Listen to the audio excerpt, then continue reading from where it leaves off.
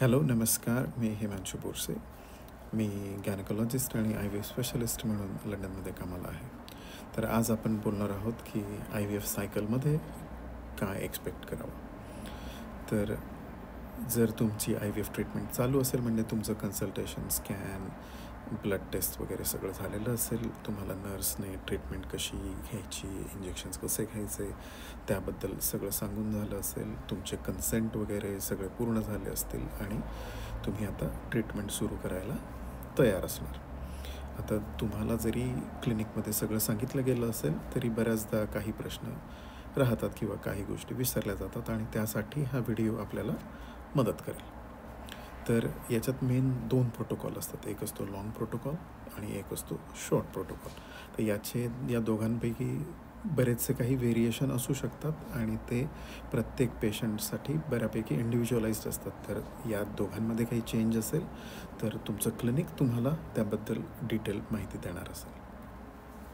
तर लाँग प्रोटोकॉलमध्ये आम्हाला आधी ओव्हरीज बंद कराव्या लागतात. तर याच्यासाठी एकतर तुम्ही नेझल ड्रॉप्स घेतात किंवा इंजेक्शन घेतात आणि त्यानंतर आम्ही एक स्कॅन करतो ज्याच्यात आम्ही बघतो की युट्रसची लायनिंग थिन आहे, ओव्हरीज अगदी क्वाईट झालेलं आहेत आणि त्यानंतर तुमचं स्टिम्युलेशन सुरू होतं. तर हे जे स्टिम्युलेशन आहे ते FSH हॉर्मोनने केलं जातं, फॉलिकल स्टिम्युलेटिंग हॉर्मोन, आणि याचा जो डोस असतो तो इंडिव्हिज्युअलाइज सिच्युएशनवर चेंज होत असतो.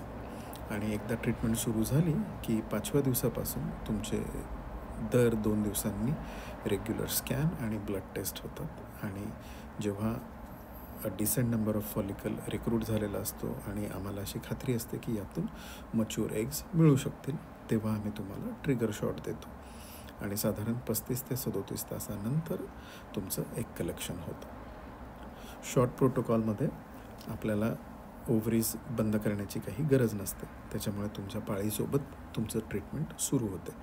तर पाळीच्या 2ऱ्या दिवसापासून FSH हॉर्मोनच्या इंजेक्शनने स्टिम्युलेशन सुरू होतं.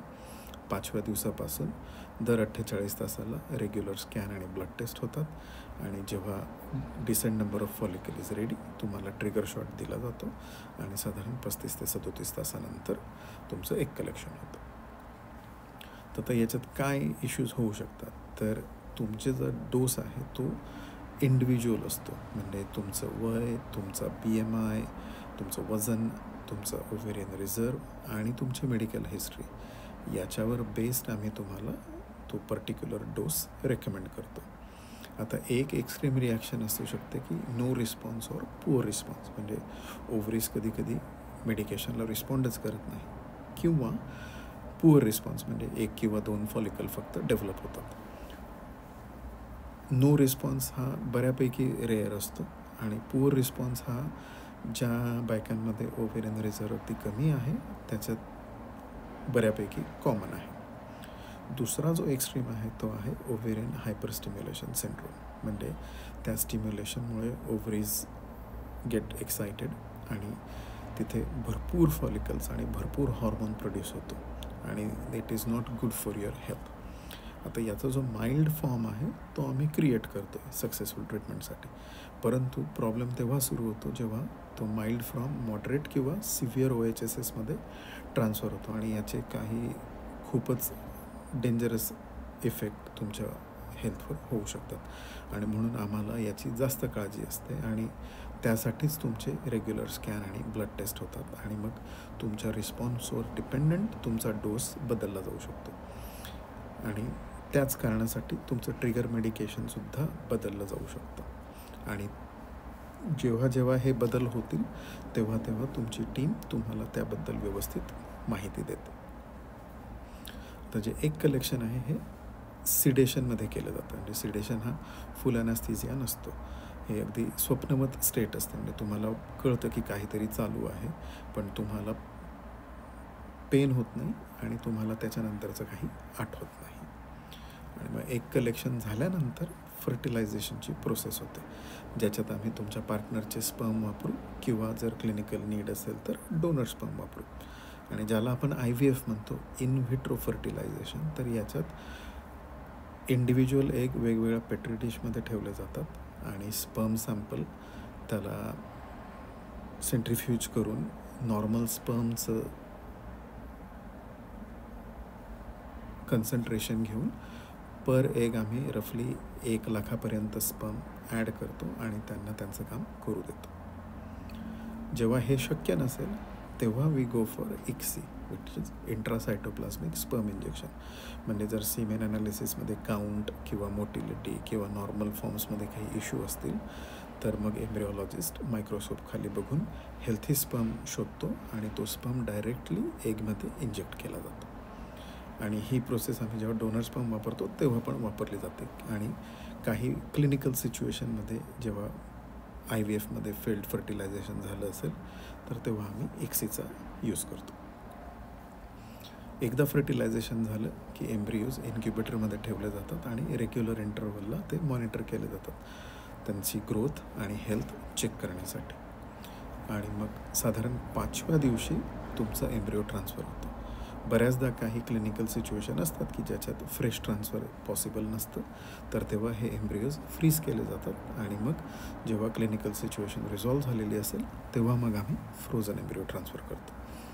एम्ब्रियो ट्रान्सफरसाठी ॲनेस्थेसियाची गरज नसते. काही रेअर सिच्युएशनमध्ये सिडेशन खाली केलं जाऊ शकतं आणि जो टॉप क्वालिटी एम्ब्रियो असतो तो आम्ही ट्रान्सफर करतो. आणि मेजॉरिटी ऑफ द टाइम्स आम्ही फक्त सिंगल एम्ब्रियो ट्रान्सफर करतो. काही रेअर क्लिनिकल सिच्युएशन असतात की जेव्हा आम्ही 2 एम्ब्रियोज ट्रान्सफर करतो. आणि जर सरप्लस एम्ब्रियोज उरलेले असतील तर मग त्यांना आम्ही फ्युचर्स यूजसाठी फ्रीज करून स्टोअर करतो.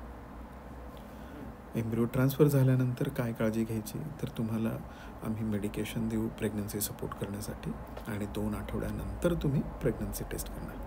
जर प्रेग्नन्सी टेस्ट पॉझिटिव्ह आली तर आम्ही साधारण 6व्या आठवड्यात तुमचा स्कॅन करू टू मेक शुअर की सिंगल एम्ब्रियो आहे तो राईट प्लेसवर आणि व्यवस्थित ग्रो होतो आहे. अनफॉर्च्युनेटली जर प्रेग्नन्सी टेस्ट निगेटिव्ह आली तर तुमची टीम तुम्हाला पुन्हा बघेल आणि मग तुमचं सायकल तुमचा रिस्पॉन्स सगळा डिटेलमध्ये डिस्कस करेल आणि they will also tell you about further plan.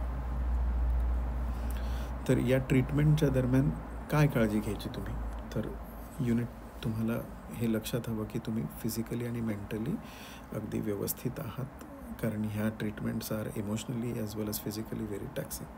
तुमचं डाएट बॅलन्स्ड हवं. तुम्ही भरपूर झोप आणि आराम घेतला पाहिजे. But that doesn't mean you need a bed rest. तुमच्या ट्रीटमेंटमध्ये तुम्ही जेवढे प्रश्न असतील तेवढे विचारा. कुठलाच प्रश्न सिली प्रश्न नसतो. जर तुम्हाला कुठल्या प्रकारची काळजी असेल तर तो तुमच्या नर्सला किंवा तुमच्या डॉक्टरला अवश्य विचारा. काउन्सिलिंग आम्ही रेकमेंड करतो बिफोर, ड्युरिंग ॲज वेल ॲज आफ्टर ट्रीटमेंट. तर ते तुम्हाला जर गरज वाटत असेल तर ती जरूर घ्यावी. सगळ्यात इम्पॉर्टंट थिंग इज की तुमच्या मेडिकेशनचे टायमिंग. तर हे टायमिंग जे ठरवले जातात याच्यावर ट्रीटमेंटचं सक्सेस डिपेंड असतं. तर त्याच्यामुळे ते टायमिंग्स व्यवस्थित कन्फर्म करून वेळेवर ते इंजेक्शन्स घेणं खूप गरजेचं आहे. आणि ॲट एनी पॉईंट तुम्हाला काही प्रश्न असतील तर ते तुमच्या डॉक्टरला किंवा नर्सला अवश्य विचारा.